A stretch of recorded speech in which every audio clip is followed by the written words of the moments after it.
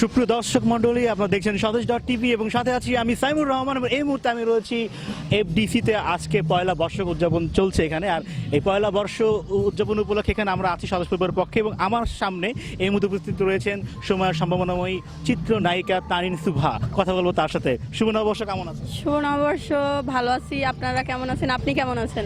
আমি ভালো আছি, আমরাও ভালো আছি এবং স্বদেশ পরিবারের পক্ষ থেকে তোমার জন্য শুভকামনা। আর বর্তমানে তুমি কি কি কাজ করছো? বর্তমানে আমি কাজ করছি কয়েকটা ফিল্মে। আমি ফার্স্ট লটের কাজ শেষ করে আসলাম, দুই রাজকন্যা মুভি। এটাতে আমার কোয়ার্টিস্ট হিসেবে আছে মনিরাজ, ডিরেক্টর জাহিদ হাসান অ্যাপোলো, আর জাবেদ মিন্টু ভাইয়া। আরও একটা মুভিতে কাজ করতেছি, ওটার নাম হচ্ছে রাজা রানীর গল্প।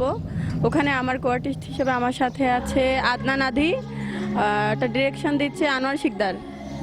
গেল 1 জানুয়ারি আমার একটা মুভি রিলিজ হয়েছে, মাটির পরী। এই পর্যন্ত তুমি কতগুলো ছবিতে কাজ করেছো? আমি 8টা। That's good. এবং রিলিজ পেয়েছে একটি? একটা রিলিজ পেয়েছে, আরও একটি মুভি আমার রিলিজের অপেক্ষায়, অবাস্তব ভালোবাসা। ওটার ডিরেক্টর হচ্ছে কাজল কুমার। তো আজকে এফডিসিতে বর্ষবরণ উদযাপনে এসেছো, এখানে তুমি পারফরমেন্স করছো, তো কেমন লাগছে প্রথম? আমার লাইফে ফার্স্ট টাইম এফডিসির মতো একটা জায়গা, যেটা আমার স্বপ্ন ছিল একসময়, এখানে এসে আমি পারফরমেন্স করতে পারছি। অনেক বেশি এক্সাইটেড, অনেক আপসেট, ভয় করতেছে। অনেক বড় বড় আর্টিস্ট ভাইয়া আপারা আছে, তাদের সামনে ডান্স করব। ভালো লাগছে, সবাই আছে, সবাই দোয়া করবেন, আপনারাও দেখবেন। আশা করি সবার কাছে ভালো লাগবে।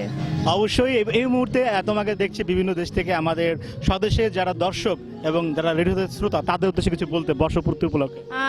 সবাইকে পহেলা বৈশাখের অনেক অনেক শুভেচ্ছা। সবাই আমার জন্য দোয়া করবেন, যাতে যতদিন বেঁচে থাকি ফিল্মের সাথে বাঁচতে পারি, সবাইকে ভালো ভালো কাজ উপহার দিতে পারি। ওকে, তোমাকে অনেক অনেক ধন্যবাদ। থ্যাংক ইউ ভাইয়া, আপনাকে ধন্যবাদ, স্বদেশ পরিবারের সবাইকে ধন্যবাদ।